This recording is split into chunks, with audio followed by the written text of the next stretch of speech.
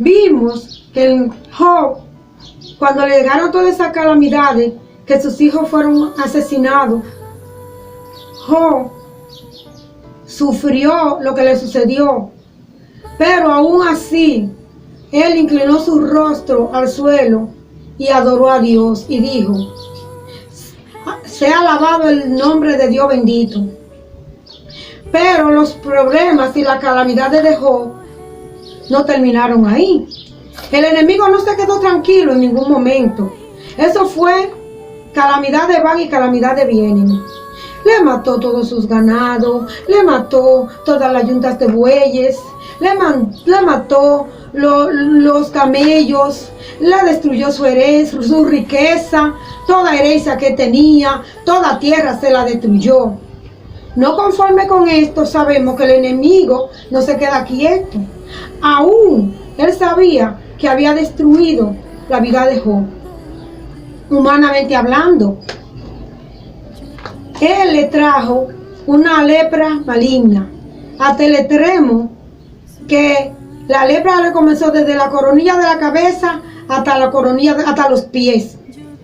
Y Job se sentó en suelo y lloró y lamentó. Se sentó en silicio y se sentó en ceniza. Y dice que su lamento era su pan y su lágrima era el agua que Job bebía. Y Job decía dentro de él toda esa cosa que le había acontecido y se lamentaba porque él nunca le hacía daño a nadie. Este hombre era tan cuidadoso que cuando sus hijos se iban para donde los amigos a hacer fiestas, a celebrar, él al otro día tempranito hacía ayuno por si sus hijos habían pecado contra Dios, que el Señor lo perdonara. Pero el enemigo no se queda ahí. La esposa de Job, después que ya Job estaba en ceniza y en silicio y en sufrimiento y en lloro y en lamento, lo abandonó. Job se quedó solo humanamente. Job se quedó desamparado. Se acabaron los amigos que compartían con él. Luego, unos amigos que él tenía vinieron a acompañarle. Elifaz, Temanita, Bildad, Sofar y Tamatita y Bildad. Estos se pusieron de acuerdo para visitar a Job y para consolarlo. El primero que conversó con Job fue Elifaz.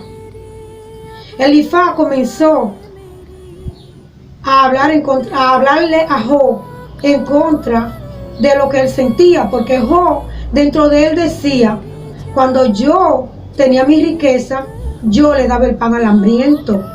Cuando yo tenía mi riqueza, al huérfano le daba albergue y le daba alimento. Nunca retraje el dinero del trabajador. Yo siempre bendije al necesitado. Nunca fui desentendido con la viuda. Como dejando entender por qué a mí. Como se hace cada cristiano cuando tiene una prueba, un sufrimiento. Se lo hacía Job. Job estaba triste y afligido. Y este hombre que vino de que ayudar a Job, Elifaz, en vez de ayudar a Job, lo que hacía era maltratarlo y herirlo con palabras. Él se burlaba de Job. Él se reía. Él decía que Job era un impío, que Job no le era fiel a Dios. Porque si él había sido fiel, no había dicho los retos delante de Dios. Y él decía en realidad lo que él sentía en su alma.